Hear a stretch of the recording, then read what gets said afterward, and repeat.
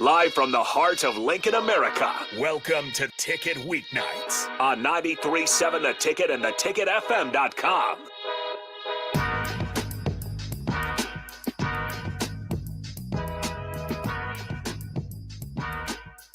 Hello and welcome into the Daily Nebraskan show on 93.7 The Ticket and theticketfm.com. I'm Ben Droz, one of the sports writers for the Daily Nebraskan. I'm here on every show, and I'm joined here by Anthony Rubik, one of the assistant sports editors. Sorry, I'm looking at the TV as Washington State just splashed a 3, so I'm feeling pretty good. Oh, wow. I hope my Washington State pick goes through.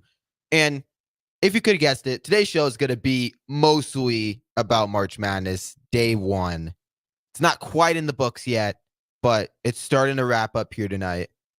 Anthony, so far, what has been the most exciting game, in your opinion? Most exciting game so far. I mean, it has to be Oakland upsetting Kentucky, the 14-3 seed upset. Pick that nobody saw coming. I mean, I had Kentucky in my Final Four. My bracket is already in shambles on the first day, but man, it was just an insane game. Oakland just kept with the Wildcats all 40 minutes. They played like the better team throughout that game, made some huge shots down the stretch. It was just an exciting game to watch.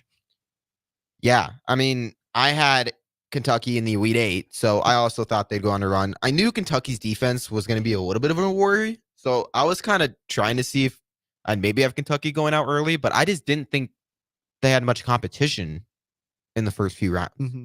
I wasn't expecting Oakland out of all teams to beat Kentucky. Kentucky 2 years ago lost to St. Peter's as the number 2 seed. Now they lose as the 3 seed against Oakland. This means I'm done picking Kentucky. Exactly. I'm putting them in the Purdue class. That's what I was thinking. They need to be being talked about in the same vein as, Purdue, as Virginia. I mean, not historically, just exactly. Like just recent years. The last 4 years, they were like, I think 1-4 in tournament play. They haven't made a Sweet 16 since 2019, I believe. They straight up missed a tournament one of those years. Yeah. A Kentucky basketball team should never be missing the NCAA tournament. And now they have losses to a 15 seed and a 14 seed in recent memory. Just very rough for John Calipari and company. If I'm a Kentucky fan, I'm very annoyed right now. Yeah. My bracket's annoyed right now about that one, but at least I only had them in the Elite 8. As long as Washington State wins, it's a good day for me. It's a good day. Oh. If only one of my top teams goes down each day, maybe I'll hang on and get the national champion. We'll see. But I agree. The Kentucky game was fun. Oakland was just raining threes, and Kentucky could not hit the broadside of a barn. And that was why they won. Just completely outclassed them from the 3-point line, which is surprising given how good Kentucky's offense is. But in my opinion, the most fun I had watching a game so far today was the Oregon game. I actually had a lot of fun watching that Oregon game. Oregon looked good. I don't want to say they looked great, but they looked really good. They were dominant down low. They played good defense. Didn't turn the ball. They actually turned the ball over quite a bit in the first half. Second half, they got better though. I liked the Oregon game. It might be a little bit of bias because I had Oregon winning that game, but I really think Oregon has a chance to upset Creighton next round. I really do. Yeah, I have Oregon upsetting Creighton in my bracket. I mean, Jermaine Cousinard had 40 points, Oregon postseason record today. And then a guy who, again, I've been really high on. I've talked about him last night, Nafeli Dante. He was awesome today. 23 points. Only shot 7 of 9 from the field, so still very efficient. But he got his way to the free throw line. He took 15 free throws on the game. He made 9 of them. That just shows me that, he is very physical down low. And when you're playing against a Creighton team with Ryan Kalkbrenner, if he brings that intensity down there, and if he gets Kalkbrenner in foul trouble, that'd be really hard to come back from if you're Creighton. I mean, they already are very slim on bench help. They're a very starter-centric team. They have guys like Trey Alexander, Kalkbrenner, Baylor Simon, who really play all 40 minutes. So really eliminating one of those guys just like that would be massive. Yeah, I think Oregon has a good chance to beat Creighton. Creighton looked pretty good today, but I think Oregon's going to dominate the post. I really do. Dante looked awesome. He was just so dominant. But going through other games, Nevada just forgot how to play basketball in the final 7.5 minutes. They only scored 4 points, I'm pretty sure, in like the final 7 minutes, something like that. I think the game ended on like a 20-2 run by just ugly. Yeah, by Dayton. It was just brutal to watch. And it's because everyone had Nevada. Exactly. See, this is what I'm saying. Next year, every time there's something where everyone's like, "Oh man, this team is completely. This is the huge upset pick." I'm not picking them. I'm done. I'm not doing it. Not doing it. I'm done. It was really just a brutal day for the Mountain West Conference. I mean, Colorado State in the playing game against Virginia, when Virginia had 14 points at the half, everyone was clowning them on that. Colorado State only had 11 against Texas. It was an ugly game. They still almost found a way to kind of get back in, ended up losing by 12. But yeah, it definitely worries me going forward, as I was a big Mountain West believer all year. And I really had that in my bracket. I had Colorado State beating Texas. I had Nevada beating Dayton. And then it just worries me for tomorrow with a team like New Mexico, who I have going on a run to the Sweet 16.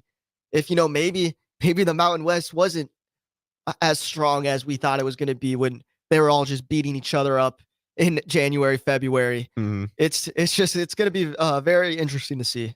I'm not confident in my New Mexico pick at all anymore, because if NC State wins, which is that game official yet even?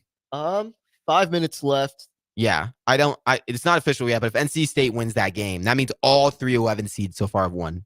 There's no way all 4 win. So Clemson's going to win, and it's just going to be annoying because I picked the wrong one. But you know what? It's okay. It's okay because you convinced me yesterday to not have them in the Sweet 16. Even though you haven't, you convinced me. You convinced me to put Oregon in there, and I'm glad because Oregon looked pretty good.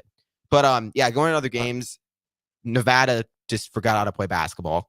Other than the Kentucky game, not too many big upsets. BYU lost. That was a team I actually had. I had Duquesne pulling off the upset. I will pat myself on the back for that one. He's not bragging, guys. He's not bragging.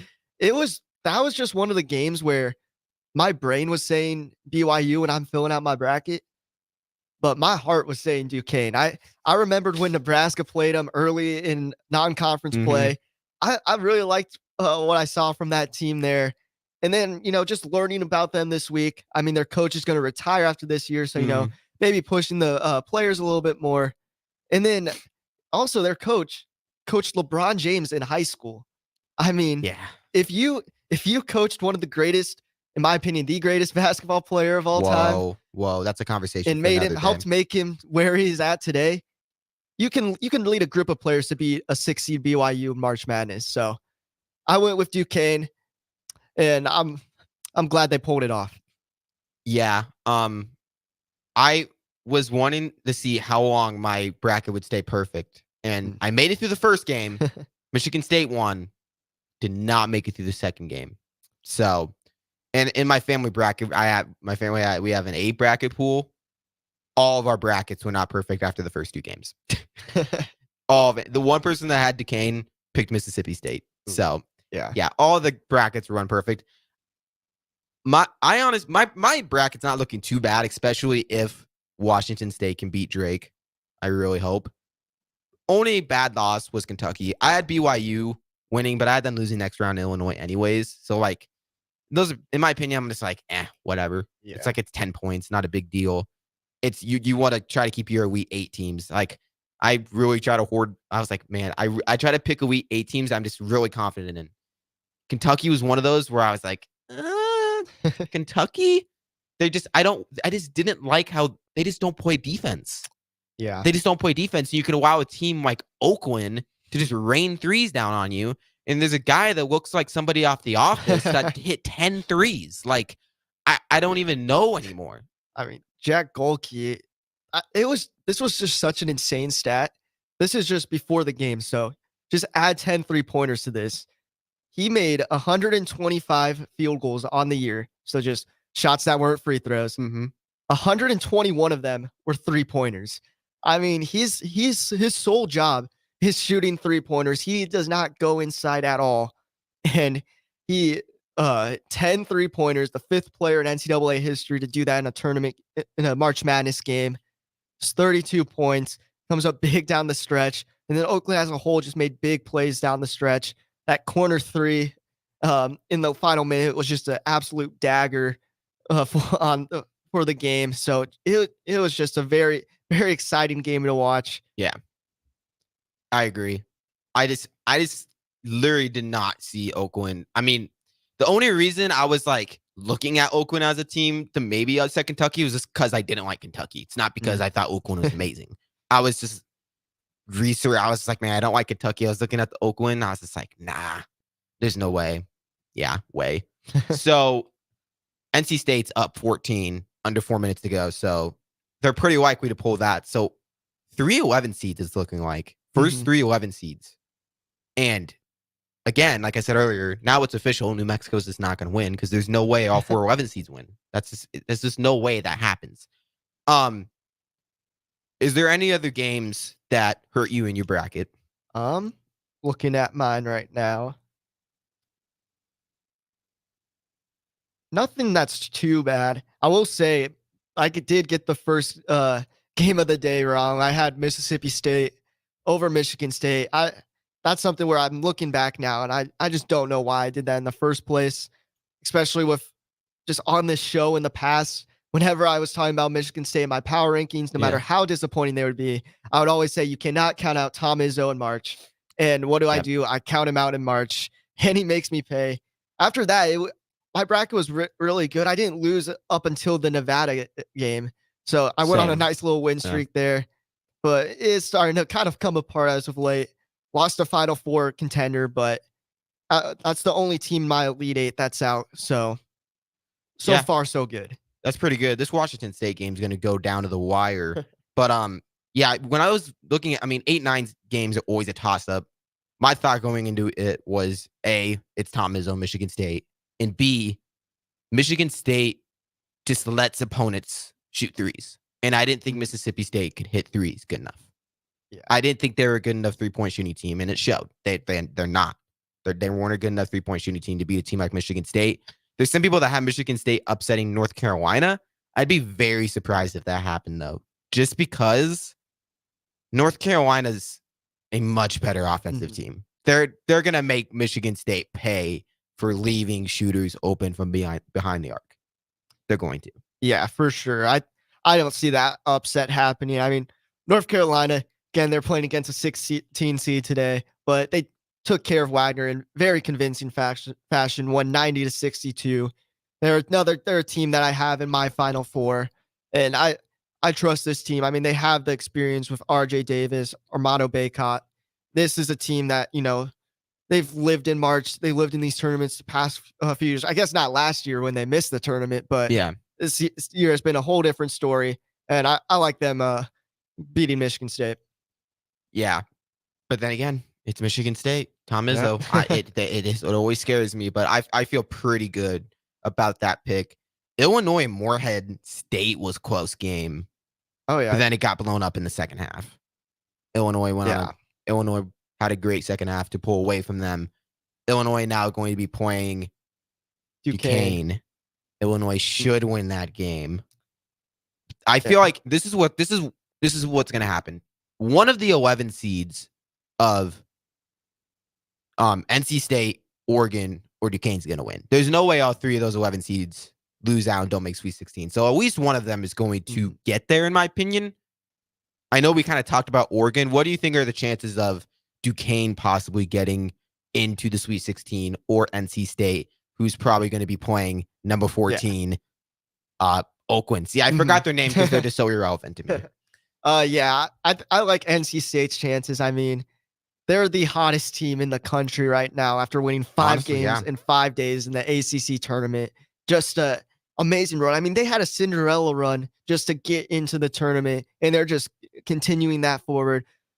I could see them easily beating Oakland, unless Oakland, again, with guys like Jack Golke shooting lights out from 3, but they would need that from him to beat NC State. Duquesne, I could see them maybe pulling it off. it's very risky. I have Illinois in the Elite Eight in my bracket, but man, like you mentioned in the first half of the Morehead State game today, it was a very close game, Yeah. and I feel like they're just such a risky team, Illinois. I think that while they were able to pull away from it in the second half, like they could have easily gotten upset there. It really just depends on their matchup because they struggle so much on the defensive end. They can get the scoring with guys like Terrence Shannon. Marcus Domask had a triple-double. Dane Danger gave him some great minutes off the bench, 21 points, perfect shooting. But yeah, it's this team. Like I have in my Elite Eight, but I'm not 100% confident in them. Yeah.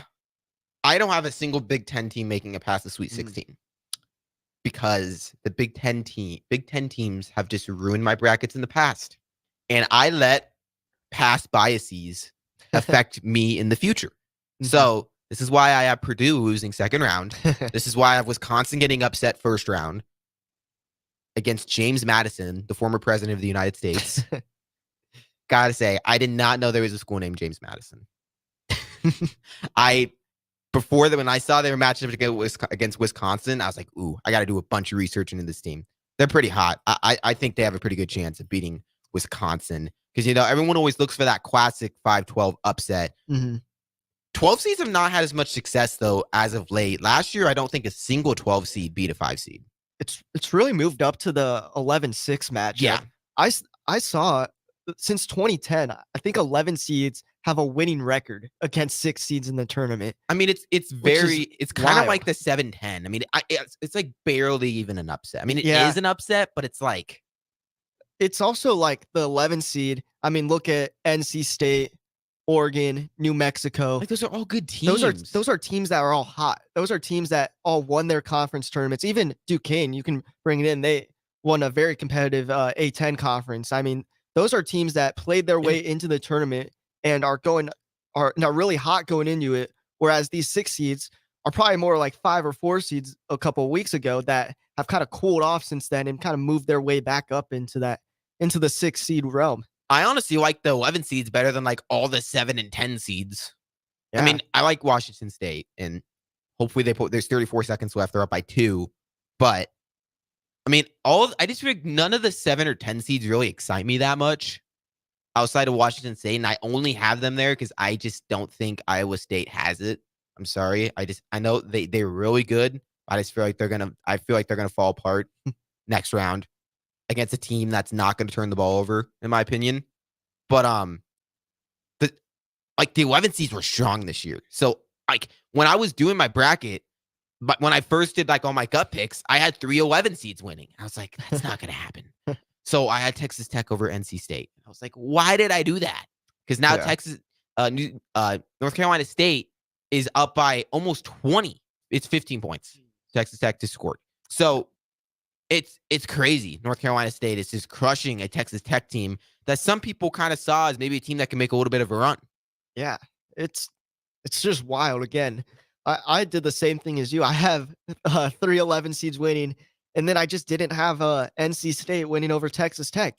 It's something that, again, following through with them earlier in the ACC tournament, I liked them going into the tournament, but it's just you're picking all these upsets on your bracket. You want to like at least try to keep some high seeds in it. Yeah, I feel like next year I need to just like not look at my bracket from afar. I just need to like pick them, like do research, pick, and like don't worry about how it looks like when you're done. Because there's so many times I'm like, oh man, I don't have a 3 seed losing in the first round. And then I research to try to get a 3 seed. I'm like, sometimes the 3 seed's just not going to lose in the first or second round. Sometimes that just happens. And I mean, obviously Kentucky lost, but I didn't see that coming. But it's just like, I feel like I always look at it. I'm like, man, that just looks so weird. There's no way that's going to happen. And I don't know. I just need to like stop doing that. I just need to like go with my gut. Cause I feel like my gut most of the time is right. Like I had 3 11 seeds winning. I feel like it's going to be 3 11 seeds. I had New Mexico winning instead of Duquesne because I really don't think New Mexico's going to win tomorrow now. I just feel like everything is against them. But they're favored. Isn't that crazy? 11 seeds favored over a 6 seed. Yeah. This is why it's like not even, I feel like 11-6 is starting to become not even that much of an upset. It is, but especially this year, I don't like these games are complete toss up in my opinion. These 6-11 games. Yeah, I feel like really the upsets are like the Oakland's over Kentucky's like the probably 13 seed up. I think. I mean, even I think a 12 Twel- over a 12 I over a guess 4 is, or 12. 12 over a third. What it no. 5. Yeah, that'd be 12 over 5. Yeah, that's an upset. Anything that's 5 or up, in my opinion. Yeah, I could see that. Because just like the 6 and 11, especially with how strong the 11 seeds are, it just like doesn't really feel like an upset at all. I mean, the 11 seeds are really, except for New Mexico and Duquesne, those are outliers. But NC State, Oregon, those are just Power 6 teams that won their conference tournament, that won their conference. Whereas, the 12 seed, those are like the high mid-major team or the mid-major teams that had really good years, like McNeese State lost to Gonzaga today. I had them winning. Don't know what I was thinking there. I mean, I was blinded by their record. So, before we throw it to break, there's a couple more games I want to touch on. My brother sent me something, and if he's listening, he's gonna laugh that I'm bringing this up. So, my brother sent me a meme, and it's on, pardon my take, on Twitter, and he says, "You have to see the McNeese State non-conference schedule." Do you want to know who they played? Who did they play? They played Mississippi University for women. For women For women. in men's basketball? Yes. They played Mississippi University for women. And people were predicting this team to beat Gonzaga, a team that does not lose in the first round. Give me a break. Give me a break. I just thought that was funny. But the last game I want to touch on, Kansas and Samford. Samford only down by 6 as I'm currently talking. Or is it 5? I can't do math. It's 7. They're down by 7. Math is hard. At 11:20 at night, math is hard. So they're down by 7. A lot of people had the Samford over Kansas. I did too. See, Wow. I keep falling into this. Like, this was the most popular 13 over 4 upset. And I was like, I'm going to do it. I need to stop doing that. I need to stop doing that. Washington State just beat Drake. I am a happy man because now I get my Keeps your bracket Washington. I get my intact. Washington State against Iowa State, and that is the game I am most looking forward to in the second round. Outside of the Oregon Creighton game, that game is going to be a lot of fun. Out of all the matchups we have solidified so far, I like Oregon and Creighton a lot, but this Iowa State against Washington State, it's going to be a good game. I'm excited for it. It's going to be it might be a grinded out kind of game. So if you like offense, you might not like it, but I'm going to have fun watching it because I actually like defense is fun to watch. So in this region so far, it's 11 Duquesne against 3 Illinois, and then 7 Washington State over 2 against 2 Iowa State. So only the one upset so far in that region. And that's a pretty division. That's pretty top heavy. They got UConn, Arizona, Auburn. Yeah. San Diego State's pretty good. Just BYU, the metrics loved BYU. Yeah. So, see, this is another thing. How much do you take into account like the KenPom when you do your stuff? Because it's just like stuff like this. The metrics love BYU and they lose to Duquesne. Metrics like Kentucky quite a bit. They lost to Oakland. Like, how much do you take? Do you see merit in the metrics, or is it kind of like, what are your thoughts on it?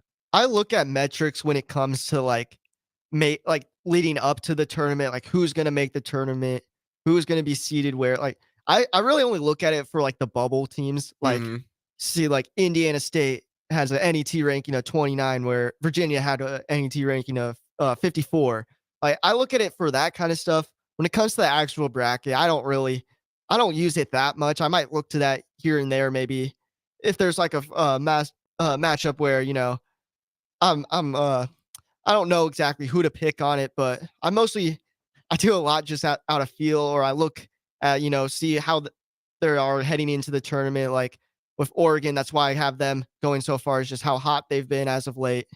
So I sometimes look at metrics, but definitely not the end all be all of my bracket. Yeah, metrics is just something. It's like the metrics really liked Auburn, and why a lot of people, not a lot of people, some people have Auburn over UConn, Joseph. So, but like, I was just like, I'm not going to do it because this is like Auburn hasn't had that tough of a schedule, and they really don't have that many top wins. It's just like the metrics just like them. It's just hard to tell. It's really hard to tell. Metrics love Michigan State. Yep. And they won. So it's really hard to tell sometimes. Is there an update on the Samford score? It's still 79-72, but it must be a commercial break. Yeah, I had Kansas winning over Sanford, so I didn't fall for that, but it's not looking good right now. I mean, Kansas led by as many as 22 at one point in this game. That's crazy. And now it's single digits with just under 7 minutes to go in the second half. I mean, still a lot of ball game Samford left. still has a lot of chances. There was something I saw on the TV broadcast. There was like so many teams that have Bulldogs as their mascot. Gonzaga, Samford, Mississippi State, Drake, Mississippi State. There's so many teams that have it. And then there was a bunch of Cougars, Washington State, Houston, Kentucky? No. Wildcats. Yeah, well, yeah. Arizona. I could say Arizona. Like there was literally a stat when I was watching the Washington State game. It was like Cougars so far in the tournament are 1-2. Bulldogs are 0-3 or something like that. I was like, Only one Husker in this tournament, though. Hey, we're going to be able to talk about that game next segment when we kind of start previewing games for tomorrow. But next segment, we're going to have Joseph Meyer call in again. Called in yesterday. He's in Memphis, sports editor for the Daily Nebraskan. There was no games where he's at in Memphis today. A lot of media availability. Talked to players. Fred Hoiberg. We're going to get him on the phone line right here on the Daily Nebraskan show on 93.7 The Ticket and theticketfm.com. Pre-order your Hog Wild slow-smoked Easter ham today. Hog Wild selects the highest quality whole ham and slow smokes them until they're tender and delicious. Our 100% boneless ham is approximately 4 pounds and $50. Pre-order online at GoHogWild.com. Quantities are limited. Hog Wild Pit Barbecue, 3210 Cornhusker Highway in Lincoln. But don't be late, we close at 8. At Warhorse Sportsbook, their win is your win. Put your money where your mouth is on nearly every sporting event. Use the Warhorse app to check odds and build your bets before placing your wagers in person at Warhorse Casino in Lincoln or Horseman's Park in Omaha, including live in-game betting. No bets, no glory. Wagers may only be placed on Nebraska-based teams when played outside the state of Nebraska. Must be 21 or older to gamble. Gambling problem? Call 1-833-BET-OVER. For over 15 years, Integrated Life Choices has empowered individuals with disabilities in Lincoln and throughout Nebraska. They provide comprehensive services from group homes and independent living services to job training, ensuring fulfilling lives for those that they serve.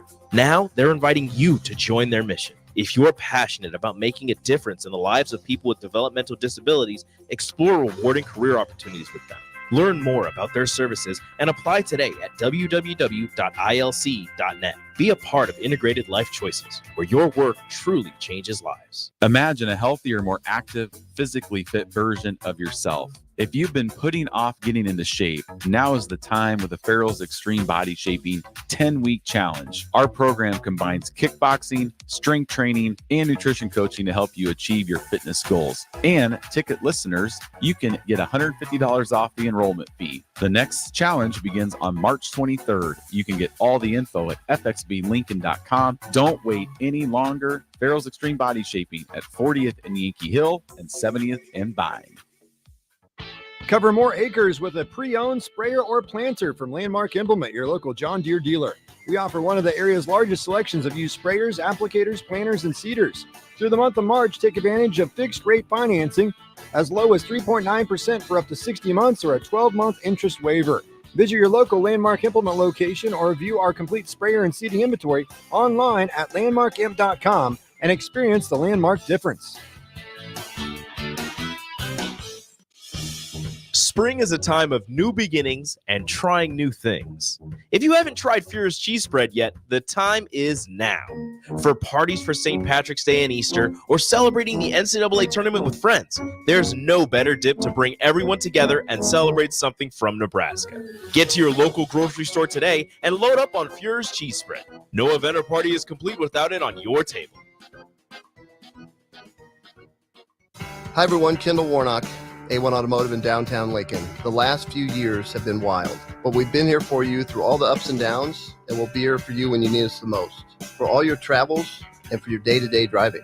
With winter conditions causing problems all over town, the last thing anyone needs this year is constant car troubles. Let us help you drive in peace and make sure you drive to work and to winter destinations safe. A1 Automotive, 11th and L Street downtown, always honest answers. Are you working in or looking to get into the electrical construction industry? The electrical workers of Local Union 265 are now hiring licensed journeymen and apprentices and are offering great pay and benefits. Call Mike at 402-875-1034 to apply. Start your electrical career today. Spring often marks the beginning of severe weather, which can lead to power outages. LES wants you to be prepared before the storm. Restock your emergency kit, update your info with LES, and if you encounter an outage, report it at les.com/report. Sandhills Global is hiring. With their fast-paced, growing culture, they have hundreds of new openings in sales, marketing, traveling support, software development, web design, and more. Full-time roles offer a 4.5-day work week, along with flexible internships in most areas. Career and internship opportunities are available at our global headquarters in Lincoln, Nebraska. Find your fit today at www.sandhills.jobs.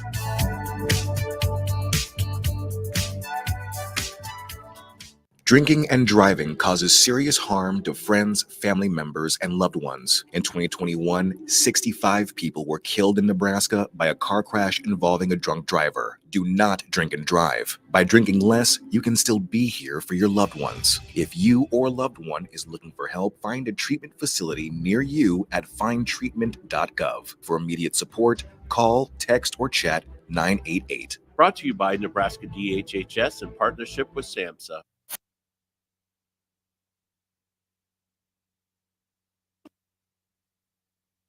Back to the Ticket weeknights on 93.7 The Ticket and theticketfm.com.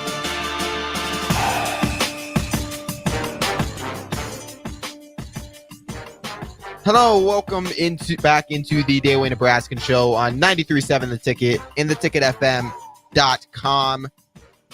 We want to welcome Joseph Meyer onto the Owl VIP line. Joseph, we got you? You got me. Can you hear me? Yes, sir. Yes, sir. Joseph, how are you doing?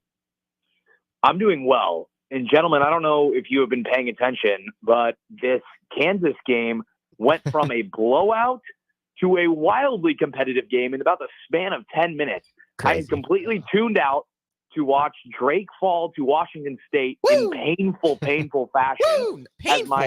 Painful. My third 10 seed pick goes down of the day. But I did get all the 11 seeds right, so I'm feeling good about that. But this Samford-Kansas game, Ben, I think you picked Samford, is that right? I did. I picked Kansas. I did as well. So I'm a little bit distracted right now. I'm not going to lie to you, but I'm here. We're back in Memphis. You are starting to feel the buzz, gentlemen. It is a Husker home game. It is going to be a very heavy Nebraska crowd tomorrow evening. When I went out on the street in Beale Street, we were about 24 hours from tip, more like 23 hours from tip.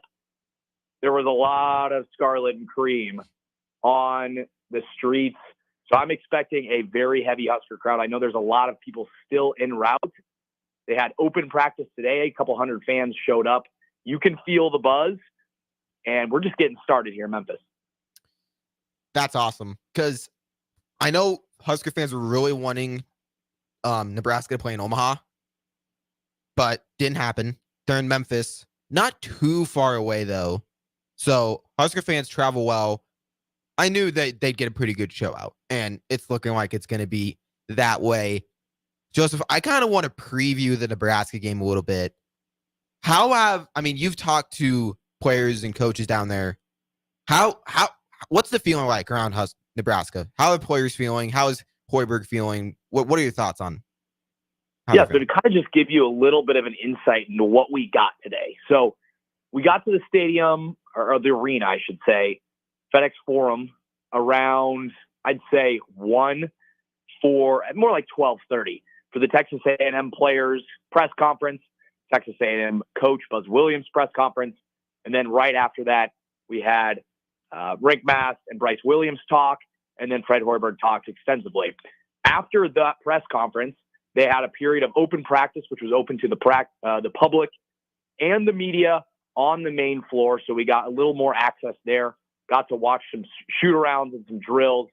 And overall, it was a very energetic time. Now, I have never been to a Nebraska practice. It's not very often you get this kind of access as we did today, but it felt fun. It felt energetic, and it felt like they are ready to go. Now, I'm sure Texas A&M feels the same, and I did not get to watch their practice because that was during Nebraska's press conference. Mm-hmm. But from what I've seen on Twitter and from people who were there, supposedly they were chucking up deep threes and doing the Keisei Tominaga celebration. Some say mocking, some say celebrating. So that could go very well for them, or it could end very poorly, and that clip will likely stay on Twitter for a long time. I think overall it's reverence for Texas A&M right now. Fred Hoiberg said extensively today, and I pull up all my quote sheets, but there is a million quotes. I mean, this is the longest press conference I've ever been to. There are pages and pages and pages of quotes, but he talked extensively about how impressed he is with this Texas A&M team. And, I asked him, I'm like, Wade Taylor's going to be an issue. Like, he's going to be hard to stop. How are you going to do it?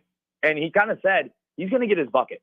Like, that's a guy that you have to prioritize, but the team's not just him. A lot of the focus has been on him, but they have a very well-rounded team. So I'd say optimistic feeling from the team here, but they're not just looking at Texas A&M. They're not approaching this as a one-and-done scenario or even a two-and-done scenario. They're approaching this situation as, we have a team that can beat anyone in the country. We proved it this season when we had a home crowd, and they're going to have a home crowd here. So it's a very confident vibe I'm getting from the players, and they seem very locked in terms of how that's going to end up. It's so impossible to know in these 8-9 matchups, as we already saw today. And Texas A&M is a very, very good team, but the SEC has not played well today. The SEC has not looked good, and Texas A&M finished 9-9 in the SEC conference. So how are you guys feeling? What's the vibe in Lincoln there heading into this matchup? I know a lot of people are probably driving down there either right now or in the morning ready for this game. I feel like Nebraska's is everybody's just locked in on the games that are going on right now in March Madness. I feel like it's not going to hit until like tomorrow when it starts getting like game time tomorrow. I feel like, the same way. Just today it was like all the games on today. But I feel like tomorrow, especially once it gets closer and closer to game time, I think a lot more people would start focusing their attention on Nebraska going forward. Might not pay attention to, whatever games are going on at 2-3 o'clock in Lincoln down here. But it's definitely building. I'm sure it's going to be the talk of all my classes tomorrow. So it's going to be fun. It's definitely an interesting feeling because you're watching these games today. And unfortunately, I didn't get to watch much of them. I didn't get back to the hotel until around 9. So I've really only got to watch this last window fully and just sit there and melt into my hotel bed. But it's a weird feeling knowing that Nebraska is going to be one of these teams playing on TNT tomorrow. It is end of the night. It's a long day, and there will be a lot of teams that have already been sent packing by the time that game tips off. So it's an exciting feeling. I know for sure the Husker fans here are hyped up. A couple things I saw today at the open press.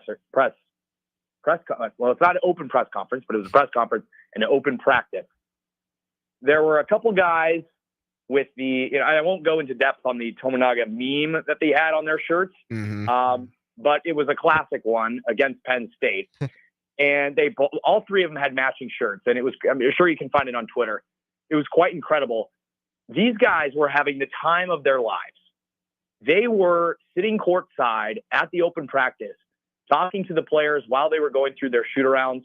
There was a point where Josiah Alec, who's not known for his three-point shooting by any means, was just sitting in the corner, popping threes and drilling them.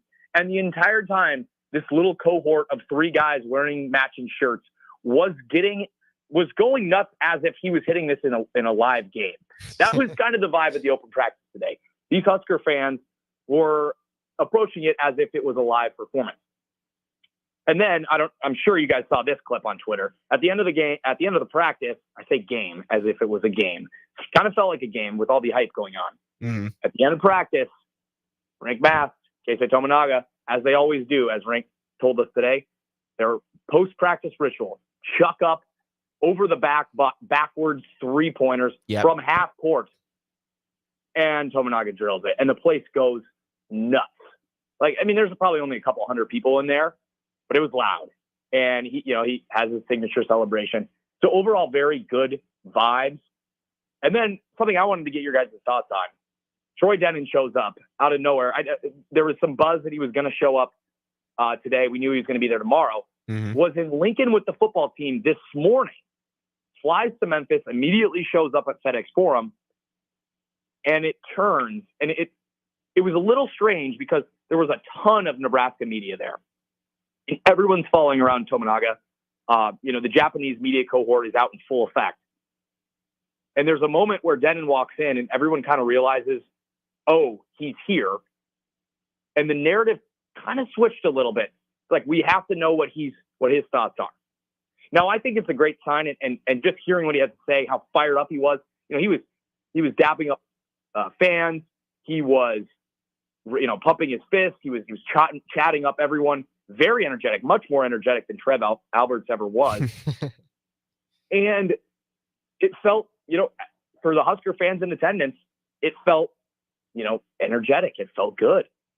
But at the same time, I'm thinking this is a lot of distractions for a team that's trying to win its first NCAA tournament in its history. Yeah. So you've got all the athletic director drama. You've got Keisei going viral again on Twitter. And even Hoiberg's extension this week. A lot of news, and the ball hasn't even tipped off yet. What are your guys' thoughts on maybe these distractions that are coming down the line here? I feel like, yes, right now they are distractions kind of, but I think the second, the ball's tipped off tomorrow, all that would be just out the window. The sole focus would be on the next 40 minutes on the court. I think it's cool, honestly, to see Troy Denon at the open practice today with the football team this morning. Shows kind of just how he's all in kind of on Nebraska. Maybe not the case. Maybe might be just doing it to look good, but still, fans loved it. He brought energy. I think that right now, yes, it could be seen as a distraction, but once the game gets going, all the focus will be on them. And then again, the Husker players themselves haven't been buying into distractions. I really liked what Rank Mass said at the press conference post-selection Sunday. We're playing their men's basketball team, not their athletic director. So I think once the game gets going, it would just be out of sight, out of mind. Yeah, I feel like Nebraska's been a pretty mentally tough team. I don't think they've let, everything or anything get to their head too much. I mean, right. This is one of the best Nebraska teams ever. I mean, that's not a stretch. This Nebraska team is one of the best teams in its history, and they know it, but they don't ever seem overly cocky or anything like that, in my opinion. While some people might see Tominaga as that sometimes, that's just his personality. That's just who Tominaga is. That's why he's so much fun to root for. But I think, like Anthony said, when tip comes, it's Nebraska's going to be walked in because they know they have one thing they got to accomplish, and that's win their game. Because nothing else really matters. None of this season will really matter for the players if they don't win this game. Because this is the game that matters more than anything. For Hoiberg, he got his extension. He's probably breathing a little bit of sigh of relief. He still wants to win this game, obviously, but, it's not like his career is riding on this game. He's pretty walked in Nebraska. But for all these players like Tominaga, this is his last shot of winning an NCAA tournament game. Yeah, and I asked, we look at the transfers that came in, and Mast and Williams both talked today. And those are both guys that came here with one mission in mind. They felt like this Nebraska team had the pieces. If you added a few guys, could be the first team to win that NCAA tournament game. Otherwise, they would not have come here, right? Those are both guys that had other options. They believed in the mission that Hoiberg was set out on, and that has come to fruition now. But I asked him, I said, how does it feel now that you're here in Memphis, the spectacle you came out to accomplish? You got to this point. That's what you wanted to do all season. That was the talk. And they're like, and their response to me, and I really appreciated it, was, we haven't yet. We haven't accomplished our goal. We didn't come here to mess around. We didn't come here to see the sights. We didn't come here to go viral on Twitter for chucking backwards shots from half court. Although we came here to win a game and win multiple. That was the message that they gave me. And Matt said, we're not here for just one game. Oh, yeah. He's like, we're in Memphis, hopefully for 2, and then somewhere else. I mean, that's their ultimate goal. This is a team that is driven, and that really came through today. But those distractions, it does worry me a little bit because of how Husker fans are so used to this superstition of, like, when things are going a little bit too good, something's going to happen. And that played out last week in full force when Trev Alberts left. It was like, things are going a little too well. Again, today, everything felt really good. I wonder if there's a little bit of them that gets caught up in it. Now, the narrative, they're all locked in on the same narrative. So that is, encouraging if you're a Husker fan.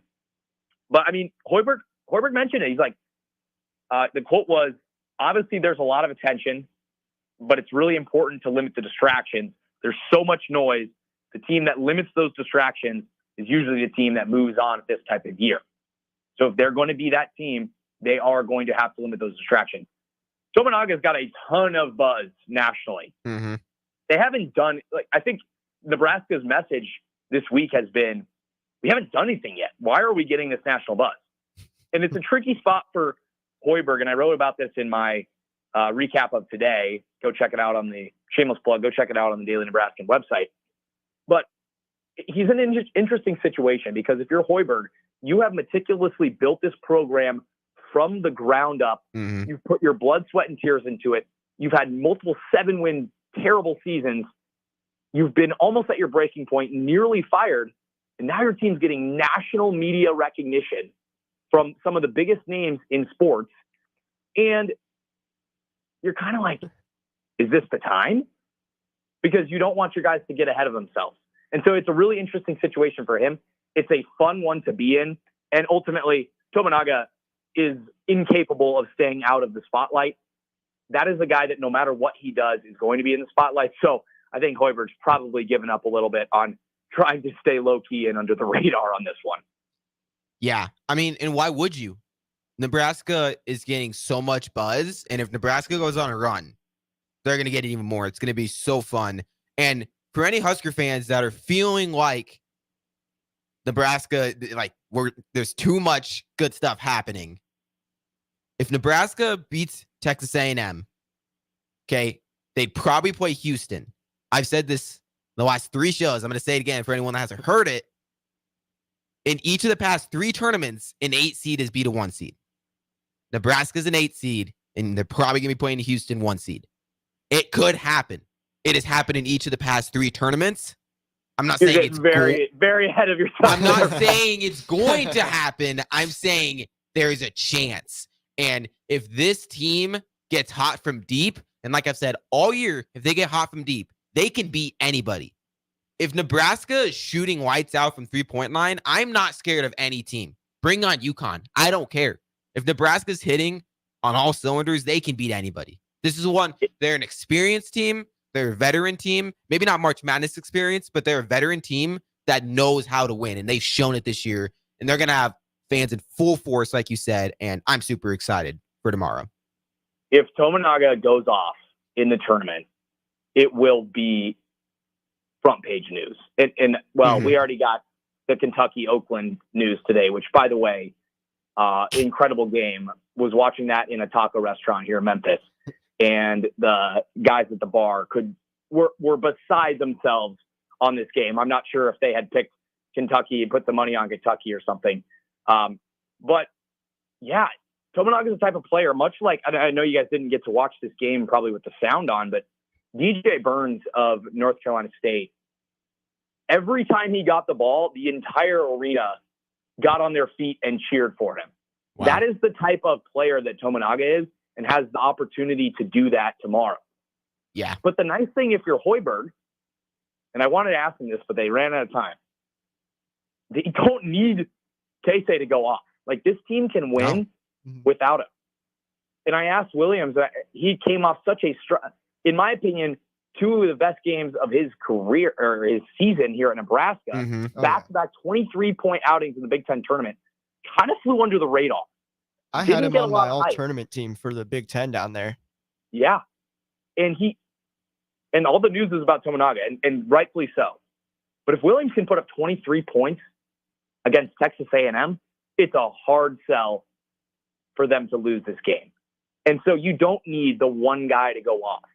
While he can, there are I'd say up to 6 players on this team that could have signature March Madness performances and lead Nebraska to a win. Mm-hmm. The problem is you have to avoid the same situation you had against Illinois where you can't play defense. I don't think they'll have that same issue against Texas A&M. I'm not too concerned if I'm Nebraska about Texas A&M's shooting ability. But they do have some players that can score and they rebound the ball very well, as we've touched on a lot. Hoiberg was basically like, we think Jawan Gary can rebound well. Yeah, they can as well. So yeah. By the way, Sanford just hit a 3. Yeah, I know. I just made a facial reaction. This is incredible. So, Joseph, I find it really interesting. So, Nebraska, something that's really hurt Nebraska all year is teams that can rebound really well. And if they win next game, something that'll be, their next matchup would then be Houston. You know, their first 2 matchups potentially are both teams that rebound the heck out of the ball. Texas A&M, very aggressive, very good rebounding team. Same with Houston. They're an even better defensive team. Does that worry you with Nebraska's chances at all against Texas A&M?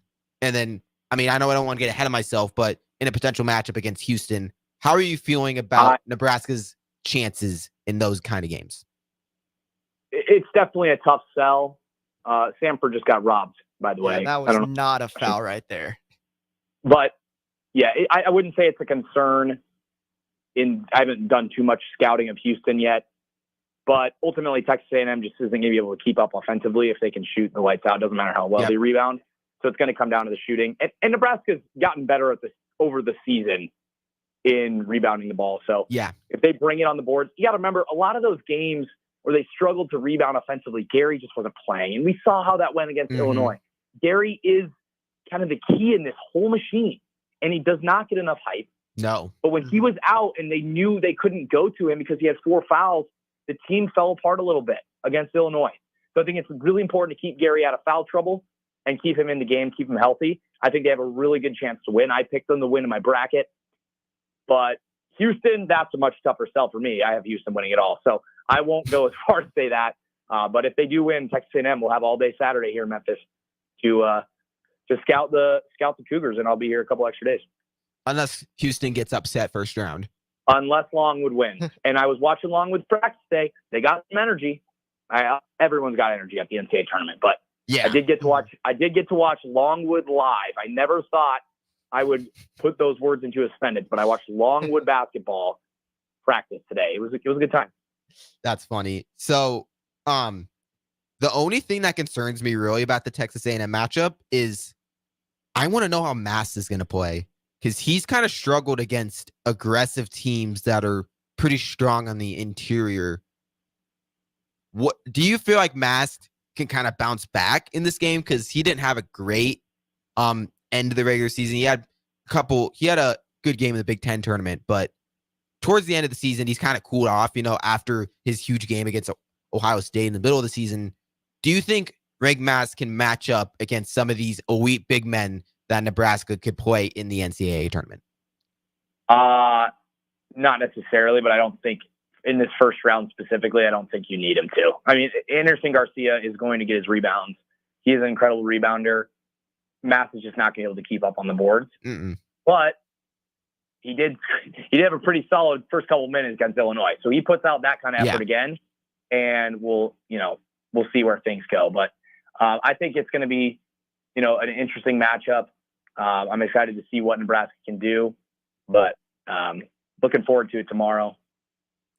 It's looking like Kansas is going to beat Samford, and I'm sad because I was really wanting the comeback. Samford got robbed. Completely robbed. I mean, that was not a foul. You have to be able to go look back at those in the NCAA tournament. I'm sorry. We've got to change something. That's my side, but yeah, he didn't even touch any part of his body. He touched the ball, and it's crazy. But horrible. With that, Joseph, I want to thank you for joining us on the Owl VIP line. Have fun in Memphis tomorrow. It's gonna be fun down there, Joseph. What other games are you going to be watching down there before Nebraska goes? We're going all four. We're hitting Colgate Baylor at 11:40, and then we've got Clemson, New Mexico. Got the Lobos in that one, as you guys do as well, I believe. So not looking great for the 11 or for the 6 seeds if that happens. And then Nebraska A&M, and if I finish up all my post-game coverage and the Houston Longwood game's still going, might catch a little bit of that one, but be a bit of a fun day. Excited to watch it all in person. Hey, it's a good thing that Houston Longwood one's the last one, because that's probably the least fun one out of all of those, I would say. You never know. It could be the most fun one. It could be, easily. Once again, thank you, Joseph. Make sure to see his coverage on the Daily Nebraskan website. He's got you covered. He will have all the analysis from down in Memphis. But with that, I want to thank everyone listening into the Daily Nebraskan show right here on 93.7 The Ticket and theticketfm.com.